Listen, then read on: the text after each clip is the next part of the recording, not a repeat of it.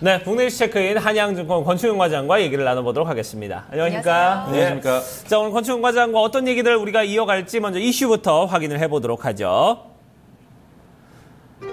네, 오늘의 이슈는 코스피 2040선 바짝 다가갔다는 내용을 가지고 얘기를 나눠보도록 하겠습니다. 자, 어제 진짜 모처럼 이제 골든크로스를 좀 보여주는 그런 모습이었는데, 그러다 보니까 글쎄요, 비행기의 두 개의 모터가 좀 같이 오랜만에 좀 작동을 하는 그런 모습을 보여줬습니다. 2040 뛰어넘을 수 있을까 지금 많은 우려와 함께 또 기대감을 갖고 있는데요. 어떻습니까? 네, 맞습니다. 어느새 코스피가 2040선까지 굉장히 좀 바짝 다가섰습니다. 전일장 같은 경우는 원달러 환율이 상승을 하면서 수출주 대형주들이 좀 강세하는 모습을 보이면서 지수 상승 분위기를 좀 이끌었고요. 일단은 외국인 330억 정도 매수를 했고요. 기관 같은 경우는 789억 정도 매수를 하면서 정말 말씀하신 대로 정말 오랜만에 쌍끌이 매수세를 보여주면서 시장에서는 좀 굉장히 좀 반기는 그런 모습을 보였습니다. 코스닥 네. 같은 경우도 외국인이 150억, 기관이 한 220억 정도 매수를 해주면서 중소형주 쪽에서도 모멘텀이 좀 많이 보였던 종목들이 많았던 것 같고요. 다만 이제 앞으로 추가적인 지수 상승을 하기에는 아직 하락이나 상승에 둘 다 모멘텀이 없는 상황이기 때문에 추세적으로 상승은 굉장히 좀 의심스러운 상황이다라고 좀 말씀드릴 수 있겠습니다. 일단은 지속적으로 상승하는 주도 섹터를 찾기가 굉장히 좀 힘들다라고 좀 말씀드릴 수 있겠고요. 지금 요 근래 수출주가 좀 어제 좀 좋기는 했지만 다만 이 환율이 얼마나 더 유지될 수 있을지도 굉장히 좀 의심스러운 부분이고, 또 바이오 섹터 같은 경우도 전일 또 미국장에서 굉장히 좀 큰 폭의 하락세를 나타나면서 오늘은 또 굉장히 좀 불안한 모습을 보일 것으로 예상이 됩니다. 다만 미국에서 FOMC하고 중국 오존중회를 좀 앞두고 관망 심리가 좀 지속된다라고 보시면 될 것 같고요. 네. 지금은 박스권 상단이니까 그렇게 좀 공격적인 모습보다는 좀 방어적인 모습으로 좀 시장에 대응을 하셔야 되지 않겠나 이렇게 좀 생각하고 있습니다. 네, 유럽도 그렇고 미국도 그렇고 중국도 그렇고 앞에 좀 이슈를 앞두고 있기 때문에 그런 부분에서 전체적으로 좀 조심스럽게 접근하는 관망세가 좀 계속해서 좀 나타나지 않을까, 이런 부분에 대해서는 흐름은 짚고 있습니다. 네, 일단은 말씀하셨지만 그렇게 넘어야 될 산이 너무 많은 것 같아요. 네. 중국 이슈라든지 미국 금리 인상도 꾸준히 악재로 작용하고 있고요. 네. 그리고 또 2000선에서 2050선까지는 펀드 환매 물량도 우려가 된다는 이야기도 있고요. 자, 이런 부분들을 넘어설 만한 호재가 있을까요? 어떻게 예상을 좀 해봐야 될지요? 네, 일단은 기다릴 수 있는 호재는 아무래도 금리 인상 이슈일 것 같습니다.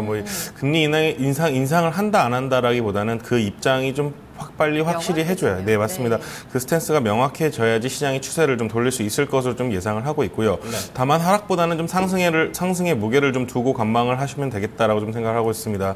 10월 금리 인상은 굉장히 어려워 보이지만 이런 경계 심리는 계속해서 좀 다시 살아나지 않겠는가 좀 생각을 하고 있고요. 네.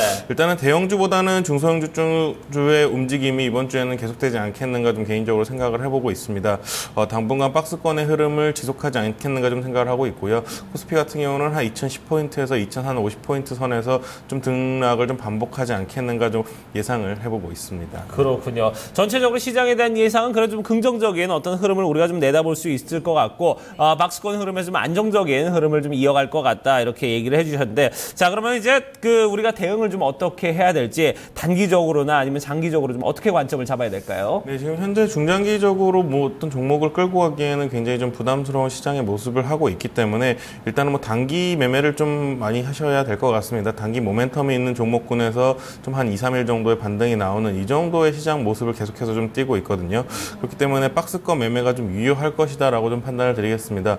그렇기 때문에 시장 상승에는 매도, 시장 하락에는 매수를 하는 그런 좀 굉장히 좀 박스권 매매를 하시는 게 중요할 것이라고 생각을 하고 있고요. 다만 저희가 좀 좋게 생각할 수 있는 부분은 시장에 충격을 줄 만한 뉴스들은, 웬만한 뉴스들은 다 나왔다라고 좀 생각하시면 될 것 같습니다. IBM 같은 경우도 실적이 굉장히 안 좋게 나왔는데 반면에 한국 시장에서 IT 섹터 쪽은 크게 반응을 하지 않는 모습이었고요.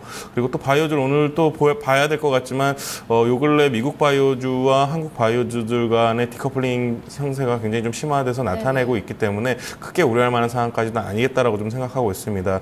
시장 하락에는 좀 두려워하실 필요는 없을 것 같고요. 다만 상승에도 어느 정도는 좀 조심을 해야겠다, 이렇게 좀 생각하고 있습니다. 네, 제일 어려운 답을 주신 것 같아요. 결국 지금 최근에 이제 업종별 흐름을 보면은 키 맞추기 장사라고 해야 될까요? 계속해서 순환매가 좀 빠르게 이루어지는 모습이거든요. 여기 안에서 좀 구체적인 좀 답안을 찾아간다면 좀 어떻게 그려보고 가야 될지요? 일단은 뭐 굉장히 바로 어려운 가자? 네. 질문이시긴 네, 합니다. 네, 네. 지금 뭐 어디 쪽에서 뭐 매매를 하셔야 된다라고 말씀드리기 굉장히 어렵지만 일단은 뭐 시장에 따라서 종목별로 하락하는 종목들이 계속해서 나오고 있습니다. 물론 상승하는 종목도 있지만 분명히 그런 하락하는 종목들에 있어서는 또 계속해서 반등이 나오고 있는 그런 시장의 모습을 하고 있거든요.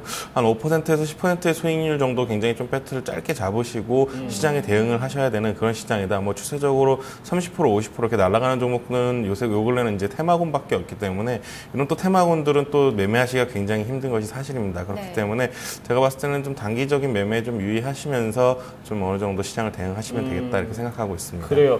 요즘 참 저도 이제 어쨌든 이 경제 프로그램을 진행하다 보니까 주변에서 어떤 종목을 사야 되냐고 이렇게 자꾸 좀 물어보시는 분들이 많은데 저도 잘 좀 모르는 부분인데 이게 참 요즘은 더군다나 어디서 이렇게 들리는 종목들이 얘기가 뚜렷이 좀 나타나는 부분이 없습니다. 그러다 보니까 업종 찾는 것도 어려운데 이렇게 종목 찾는 건 더더욱이나 어렵겠죠. 그럼에도 불구하고 우리 권충 과장이 뭐 하나 팁을 주신다면 좀 어떤 종목 우리가 관심 있게 좀 볼만할까요? 네, 제가 요새도 데스매치에 좀 참가를 하고 있는데 데스매치에서 지금 대형주로 들고 가고 있는 게 LG생활건강입니다. 그전부터 항상 좋아하던 종목이었고 요 근래 굉장히 좀 좋은 모습을 좀 보여주고 있습니다. 단기적으로 매매하기도 좀 괜찮은 종목이고 좀 안정적으로 박스권을 그려주는 종목 중에 하나입니다.